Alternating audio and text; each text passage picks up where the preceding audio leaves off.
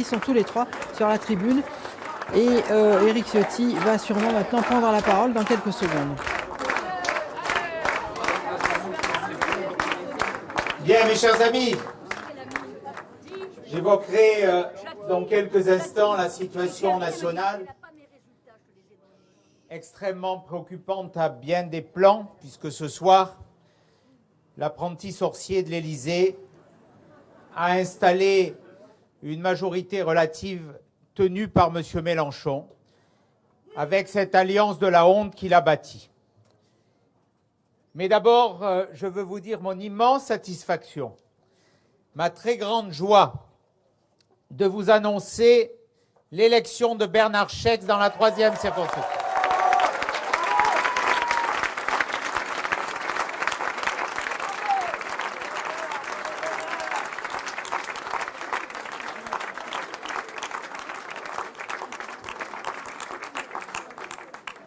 Bernard fait autour de 55% des voix, donc un beau résultat.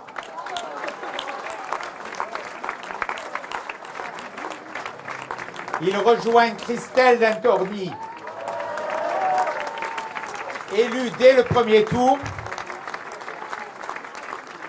Et j'ai l'honneur de compléter ce trio, puisqu'on a gagné la 1re circonscription.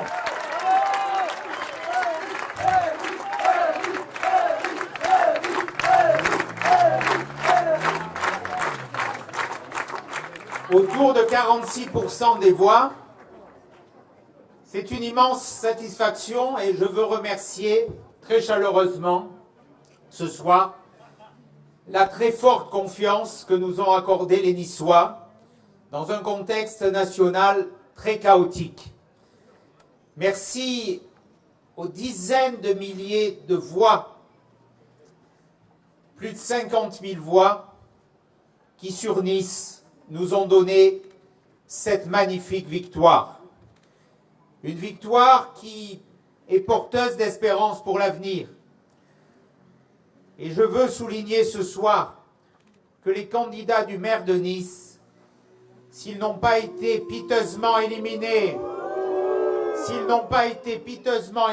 dès le premier tour, ce soir, en tout cas dans la 1re circonscription, sont relégués à la 3e place, très loin derrière l'extrême gauche.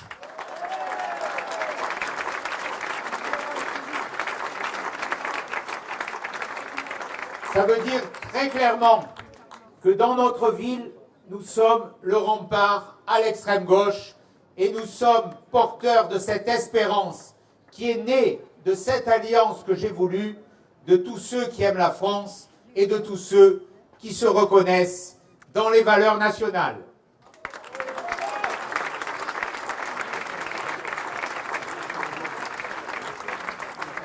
Nous serons désormais 4 députés à représenter Nice, Christelle, Bernard et moi à l'Assemblée nationale, et le professeur Laurent Castillo, élu il y a un mois au Parlement européen.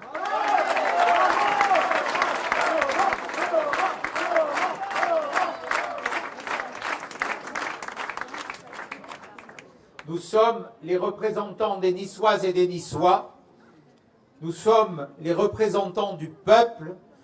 Nous sommes les représentants du peuple pour nous opposer à l'Assemblée nationale à cet incroyable spectacle qui a vu ce soir partout en France cette alliance de la honte qui a additionné les macronistes, les écologistes, les insoumis, les socialistes, les communistes, les amis de M. Bertrand qui se sont compromis dans cette alliance de la honte.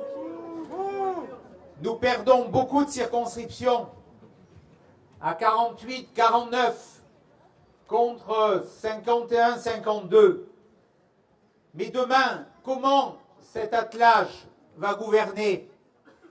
Comment vont-ils respecter les injonctions qui, dès ce soir, ont été lancées par M. Mélenchon? Alors oui, ce soir, notre République est saisie de malaise. La gauche, minoritaire au premier tour, gagne grâce à M. Macron. Ces 2 dernières semaines, pourtant, des millions de Français ont confié leur espoir dans la formidable alliance des droites et des patriotes que nous avons bâtie avec Jordan Bardella. Cette alliance était la seule capable de faire front face à l'alliage de l'extrême gauche et de la Macronie.